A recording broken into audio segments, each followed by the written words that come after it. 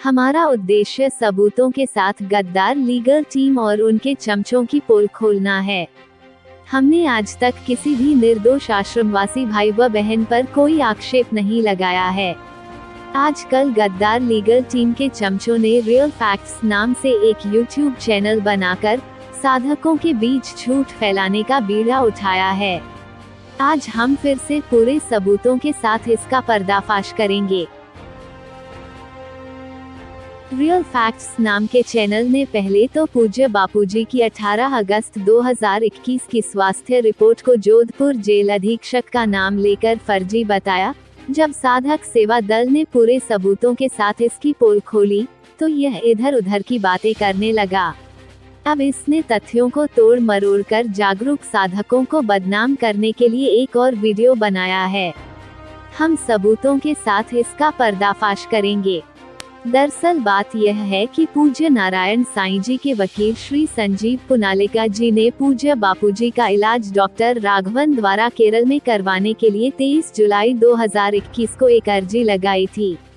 गद्दार अर्जुन ने 26 जुलाई 2021 को सुप्रीम कोर्ट में अतिरिक्त दस्तावेज लगाकर पूज्य बापूजी का इलाज जोधपुर के संध्या जानी देवी हेल्थ रिसोर्ट में डॉक्टर विकास गुप्ता द्वारा करवाने की अर्जी लगाई थी। सुप्रीम कोर्ट के वरिष्ठ वकीलों के अनुसार गद्दार अर्जुन द्वारा लगाई गई सुप्रीम कोर्ट की याचिका का बुरा असर जोधपुर हाईकोर्ट की याचिका पर पड़ेगा और जोधपुर का संध्या जानी देवी हेल्थ रिसोर्ट के हाल बिल्कुल बेहाल हैं।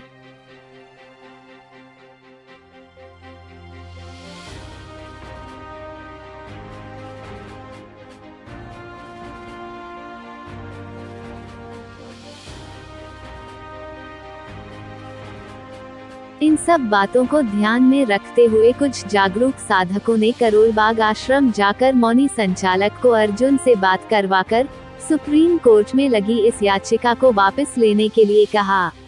उस कॉल रिकॉर्डिंग के कुछ अंश सुनिए। हरिओम। हाँ सोनू बोल यार, तू ऊपर चल रहा था, दमादम किए जा रहा है, क्या हुआ? हमने भाई लोग आए हुए हैं इधर। कौन? ये अपने एपी सिंह जी, निर्मला दीदी और हाँ तो फिर थोड़ी देर में करेंगे ना, अभी अर्जेंट है क्या? अर्जेंट है प्रभु। उसको वापस ले, सुप्रीम कोर्ट की जो डाली हुई पिटीशन उसको वापस ले लो और कोई बहाने नहीं, कोई डेट की हमें कुछ भी नहीं चाहिए। बस ये बता दो आप कि वापस ले रहे हो और लेना ही है। हो गई हमारी बात। प्रभु इसको वापस ले लो, अदरवाइज जो राघवन जी का ट्रीटमेंट ऑटोमेटिकली कट हो जाएगा और पूरे देश के साधक ये सोचेंगे कि भाई आश्रम के लोगों ने बापूजी का ट्रीटमेंट जिससे फायदा हो रहा था वो भी बंद करा दिया। तो इस चीज को सीरियसली अर्जुन भाई आप देखो, मुख्य उसमें हैं। तो आप ये देख रहे हो, हम लोग सिर्फ जो हमको गलत लगता है उस चीज की आवाज उठाते हैं। आप जिम्मेदारी देख रहे हो, इसलिए आपको बोलते हैं। अपनी मर्जी से कुछ भी अपना दिमाग में चलाओ, पहले तो समझ गए। अपना दिमाग नहीं चला रहे प्रभु, ये बिल्कुल सही है। ये वकीलों क्या सही क्या गलत, राघवन जी की ट्रीटमेंट तो चली रही ना, उससे सुप्रीम कोर्ट की अर्जी का कोई लेना देना थोड़ी है। एकदम चुप, एकदम तुमने अपनी दिमाग नहीं चलाओ, अपनी दिमाग नहीं चलाओ, हमारी दिमाग नहीं चल रही है। वकीलों ने बोला है कि इसे वापस लेना है, तुम वापस लो। अगर नहीं लेते हो तो फिर तुम झेलने के लिए तैयार रहो। जब गद्दार अर्जुन ने साधकों के फोन उठाने बंद कर दिए तो कुछ साधकों ने करोलबाग आश्रम जाकर मौनी संचालक पर अर्जुन से बात करवाने का दबाव बनाया तो इन्होंने पुलिस को बुलाकर साधकों को धमकाया।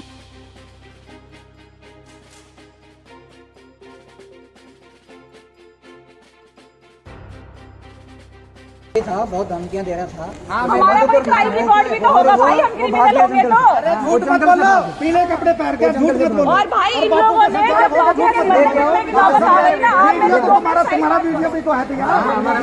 जब कोई रास्ता नहीं सूझा तो कुछ जागरूक साधकों ने गद्दार अर्जुन के सुप्रीम कोर्ट के वकील श्री सौरभ अजय गुप्ता जी से विनती करी कि वो सुप्रीम कोर्ट में लगी इस याचिका को वापस ले लें।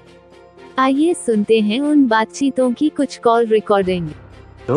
हाँ जी। Is this advocate Saurabh Gupta? Yes. This is Kailash calling from Rajasthan. Yes, tell me. I just wanted to know about the status of the petition which is filed in Supreme Court for Asaramji Bapu. See, today judge is not sitting. Justice Indira Banerjee is on leave for the last 1 week. And she will be sitting from next week onwards. But I just wanted to know, there is one more petition filed by his son Yeah, that has been filed in Gujarat High Court, Yes, but we are working under the instructions of Mr. Arjun. you're working under instructions, Mr. Arjun. Yeah, But because when I met Asharam Bapuji in AIMS personally, when was this? When did you meet Bapuji? I think 3-4 years back on 1st January when he came for AIMS admission, na, for Three, the 4 checkup years in back. AIMS. Yes. But the petition is filed, I think, 5 months back, right? Yes.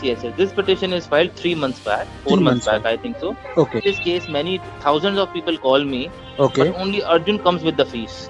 Okay. So you please understand and please appreciate, a lawyer has to listen to a person who comes with the wakalatnama, affidavit plus fees. I understand that. I don't have any issues in that. But I just wanted to see, even if the client is unaware, but it is the duty of the lawyer to explain him the consequences of Who is the client? Client is Asharam Bapu for me, and the Pairokar is Arjun. Yes, So I don't deny that. Yes. But what I'm asking is, but the petition which is asking you to file it, but when there is already a petition filed in High Court. Boss, I know that. I know about it. But just I wanted to know that if the Supreme Court petition is been rejected for whatever reason, but will that not impact the High Court petition? Obviously, it may impact. It may impact. I cannot say that, but particularly because I'll tell you what has happened. Mm-hmm. What has happened in the Gujarat High Court. Last time we had the instruction that so as to seek time from the Supreme Court, but fortunately, judge was not sitting. Today also same thing happened. So even Arjun is working for the benefit of the case only. He is not saying so as to go on with the case. He is saying so as to seek time in the case. But see, what I'm asking is, boss, if you want to come, you please come to my office. Pay my conference fees. Listen to me. I am in Rajasthan. I cannot come personally. Boss, then you deposit conference fees in my account. What is then the you fees? can talk to me. 55,000 rupees. 55,000 only for the discussion purpose. Only for the conference. You can have 1 hour conference with me for 55,000. Okay. And then I can explain you everything in detail. Okay. If you want to do that, I can have a video conference. Brother, I am working on the instructions of the Pairokar. Earlier, I was working under the instructions of Deepal. Now he is in New Jersey. Thereafter, Vikas. Deepal. Yeah, he is in New Jersey now. Thereafter, Vikas Khemka from Gujarat Ashram. Okay. Now I am working under thereafter Mr. Kaushik Wani. Trust. Okay. Thereafter, Mr. Arjun. So I know everybody in your group. Thereafter, Mr. Vadwani, who is the owner of Goa Gutka. So which one? Owner of Goa Gutka or Shimla Gutka, something like that. Satish Vadwani. Kishore Vadwani. Kishore Vadwani. Okay. So if you want to have a conference with me, you want to know about the matter, deposit 55,000 in my account, and then I can tell you everything. Sure. I'll be for you for 1 hour. That is best I can do as an individual and as a professional. Please appreciate. Yeah, I appreciate it, and thanks for your time. Thanks for your time. Just wanted to know whatever you want to know. 55,000 you deposit in my account, and I'll talk to you then. Sure. Thank you, Saurabh. Yeah, bye. जिस गुटखा mafia किशोर वाधवानी का नाम श्री सौरभ अजय गुप्ता जी ने लिया है, उसको income tax department ने 400 करोड़ रुपए की टैक्स चोरी में पकड़ा है। यह पैसा इसके पास कहां से आया? जो लोग कहते हैं कि बापूजी क्यों बाहर नहीं आ रहे, उसका कारण समझ लीजिए अब आपकी कौन इस षड्यंत्र के पीछे हैं। किशोर वाधवानी का नाम आप गूगल में जाकर सर्च कर सकते हैं।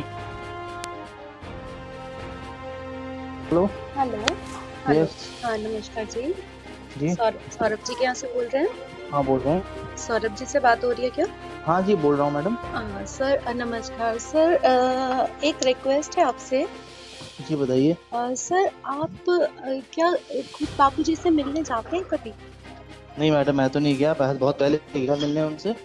अच्छा, तो जैसे आप केस लड़ रहे हैं, तो आपने अभी बहन को बताया कि आप एफिडेविट ले आइए और हम कर सकते हैं।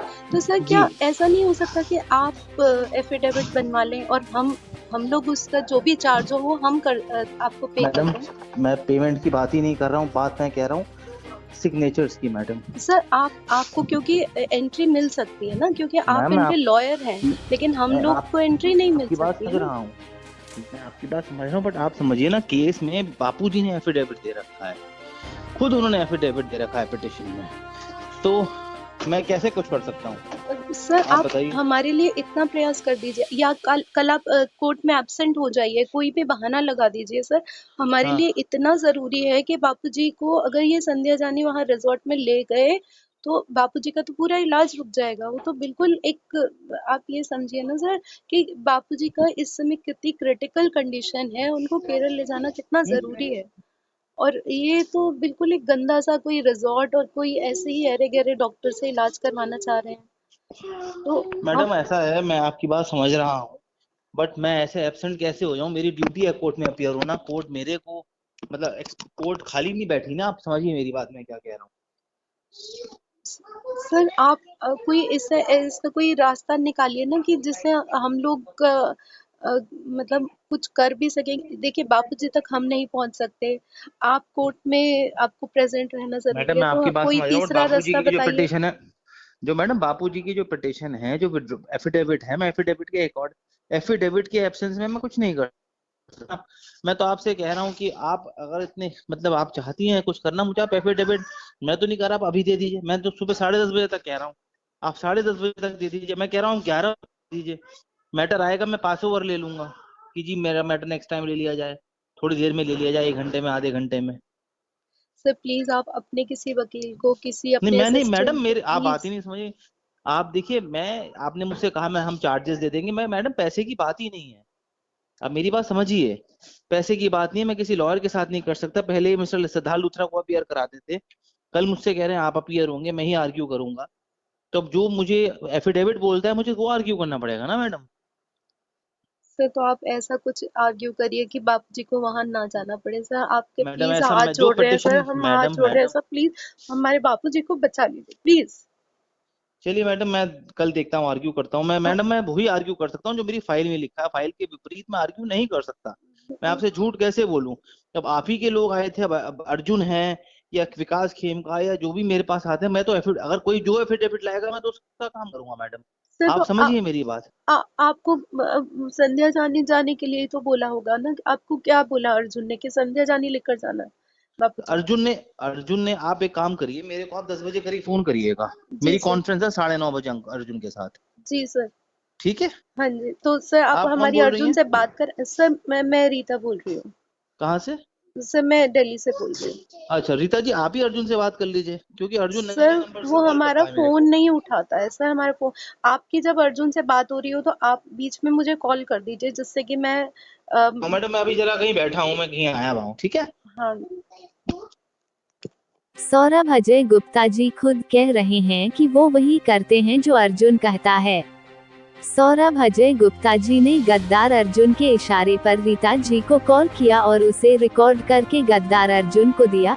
इस कॉल के दौरान सौरभ अजय गुप्ता जी अपनी वकालत का परिचय देते हुए जानबूझकर बोल रहे हैं कि उन्हें धमकी भरे कॉल आए।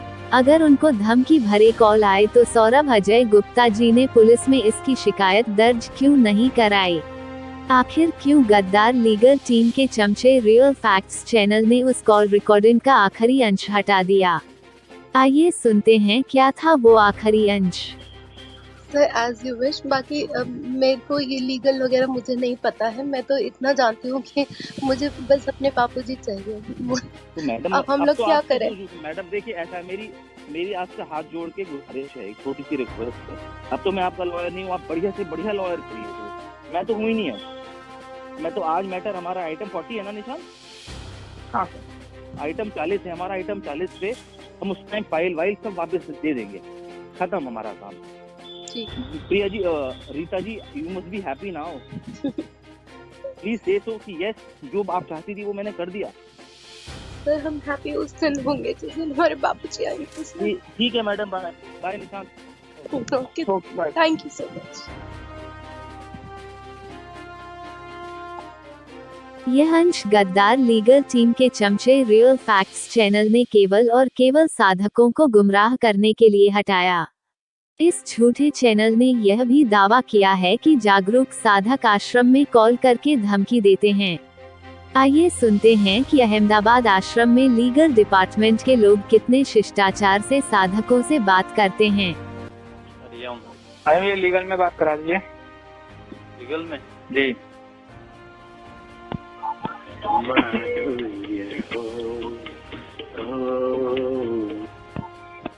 प्रभु जी हो। हरिओम।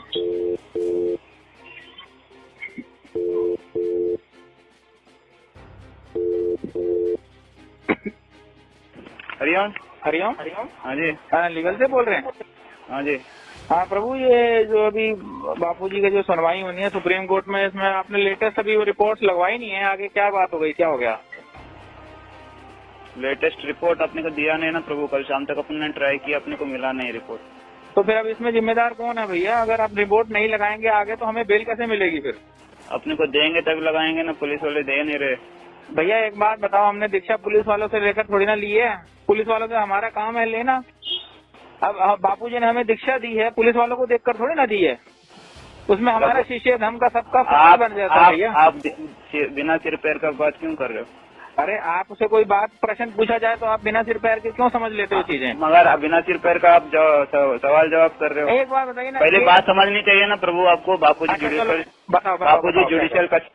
जुडिशियल कस्टडी में है, अपनी इसमें नहीं है। कोई भी पेपर अपने को मांगना हो तो पुलिस से मांगनी पड़ती है, यहाँ तक भी मेडिकल पेपर भी पुलिस से मांगनी पड़ती है। तो भैया आप एक बात ना, इतना लंबे समय हो गया, तकरीबन 8 साल हो गए, पुलिस से अपने को पुलिस से अपने को पेपर लेना होता है ना, कोर्ट के थ्रू अथवा पुलिस के थ्रू लेना होता है। मगर अपन ने अर्जी किया था, शाम तक अपन ने ट्राई किया, मिला नहीं। अब मान लो अगर ये इस तरीके से ऐसे ही चलता रहेगा तो फिर बिल कैसे मिलेगा? आप समझो इस बात को ना, अगर इस तरीके से चलेगा, वो नहीं मिला, ऐसा नहीं हुआ, वैसा नहीं हुआ, ये तो एक दूसरे के ऊपर हम ब्लेम करी जा रहे हैं। आप पुलिस पे करो, पुलिस आप पे करे, तो फिर हम कैसे बापूजी को बाहर लेके आएंगे? हमारे गुरुदेव का स्वास्थ्य आप जान ही रहे हो। आप यार दिमाग खराब मत करो मेरा, जो बोल रहा हूँ समझते नहीं हो। दिमाग क्या खराब कर रहे हो? जो बोलता हूँ समझ, अरे तो अरे सामने कुत्ते कमीने बात कर रहे हैं यहाँ पे, तो आप पे बात करो, वो बिना पेपर का बात करते हो, समझते नहीं हो। हमारे यहाँ है नहीं पेपर, आप दिमाग मत खराब करो मेरा फालतू में, समझते नहीं हो और हमारा दिमाग खराब करते हो। कुत्ते कमीने करे, अब गाली निकालने लग गए हो।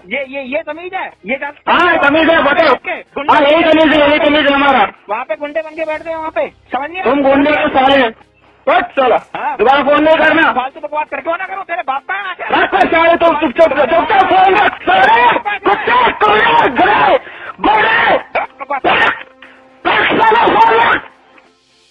तो देखा आपने कि पूज्य बापूजी के केस में स्वास्थ्य के बारे में पूछने पर कैसे साधकों से बात की जाती है।